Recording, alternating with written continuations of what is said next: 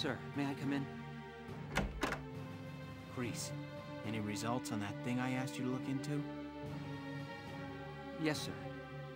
For starters, this bullet you gave me. Its shape and markings perfectly match rounds used by an experimental Gallian sniper rifle. I see. So Alicia really was shot by someone inside the Gallian force. So, any leads on who fired it? Yes, sir. Tell me, Kreese. The night before the shooting, records show Lieutenant Lanzet checked out the rifle. What? Valdio had the gun? Are you sure that's not some mistake? It's rare for a tank commander to ask for a sniper rifle, so the clerk remembered him. Sir, only 2 of those rifles exist right now. One is confirmed to be locked in the arsenal. The other was checked out to Lieutenant Lanzet and has yet to be returned. I can't. It's hard for me to believe, too.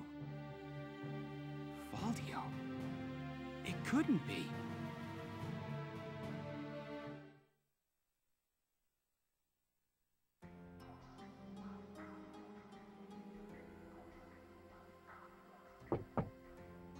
Hey, Valdio. You in? I guess not.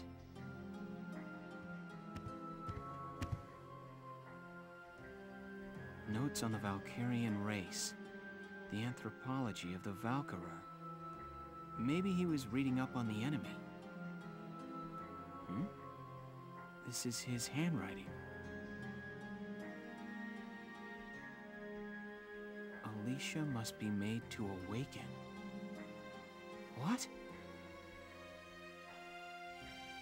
Alicia must be made to awaken. No matter how much I try, I can think of no other way. I almost wish I had never joined them on that expedition to the Valkyria's ruins. I'm convinced that the inner chamber was built to admit only Valkyria. But the door opened at her touch. That could only mean that the blood of their tribe courses through her veins. Still, I was shocked to find her bathed in that uncanny light that night in the field. Though I doubted my eyes, I never once doubted. That light was the Valkyrian blue flame. Ultimately, I had no choice but to accept the simple truth that Alicia is one of them. I'd already begun to question all I knew. The walls of the temple sanctum were inscribed with the Valkyria's account of history. History as it truly was. We are all taught of the Darcsen calamity, and how their actions forever scorched the land. But this account told a different story. The Valkyria invaded this land from the north, slaying the indigenous Darcsen people as they came. Their grasp of Ragnite technology and the art of war were vastly superior. They trained the destructive power of Ragnite on the Darcsen's land, burned it to ash, then had the gall to pass the blame for their inhuman deeds off on their Darcsen slaves. Darcsens have borne that stigma ever since, while the Valkyria became godlike saviors. The victors simply rewrote the history books. The Valkyria's ruins promulgate a lie to all but their own descendants as hard fact. Reading about the Valkyria's power, the true face of these saviors, left me stunned. Yet at the same time, I cannot help but think of how useful it could be to us now. Since then, I've investigated every text and report on the Valkyria I could find. They lead me to believe that at least a few scions of the Valkyria must have survived to this day. All across Europa, these rare individuals live and die unaware of their own nature. But history has recorded rare cases of individuals who have awakened to their powers. Their stories share one common thread. All of them suffered grave wounds before awakening. If those accounts are correct, the blood of the Valkyria stirs at the approach of death. Their power, having slept for thousands of years, bursts awake at one step shy of the end. Once awakened, if one of these individuals takes hold of the refined Ragnite arms of their ancestors, they make their mark on history as one of the Valkyria of old. I couldn't stop myself. I stole the Valkyrian lance and shield out of the university archive. Supposedly their blood serves to amplify the Ragnite's natural power. I have no idea what science lies behind it. Perhaps it's a consequence of their origins in the Ragnite-rich northern regions. Regardless of the reason, the Valkyria's life force itself calls forth a reaction from the stone. The enemy Valkyria decimated our forces on the Magyar plains. I could not afford to stay my hand on account of ethics. I had the rifle, and I forced myself to use it. I shot her. I placed the lance and shield on her unconscious form. I was racked with insecurity and guilt, hands red with blood of my best friend's love. But now I know. The choice I made was right. Faldio! Hello, Lieutenant Gunther.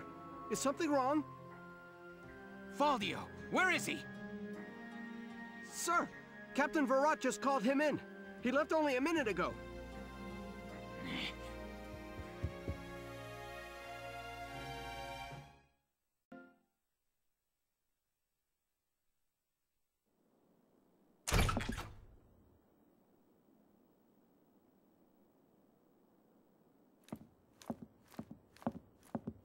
Faldio, I'm only going to ask you this once. Was it you who shot Alicia? Yeah. I shot her.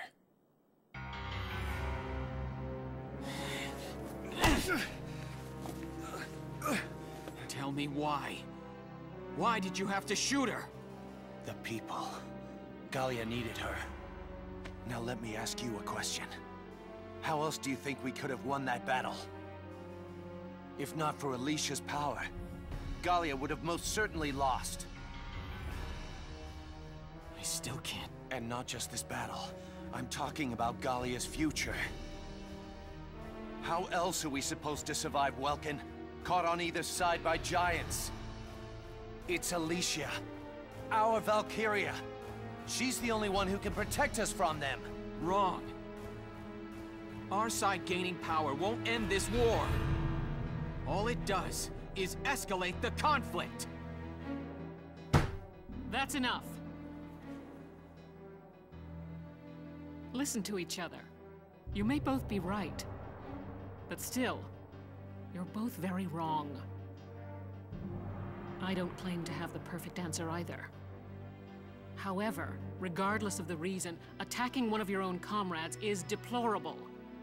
By Gallian military law, I remand you to the stockade until further notice, Faldio. And you, Welkin. 24 hours in isolation for engaging in fisticuffs.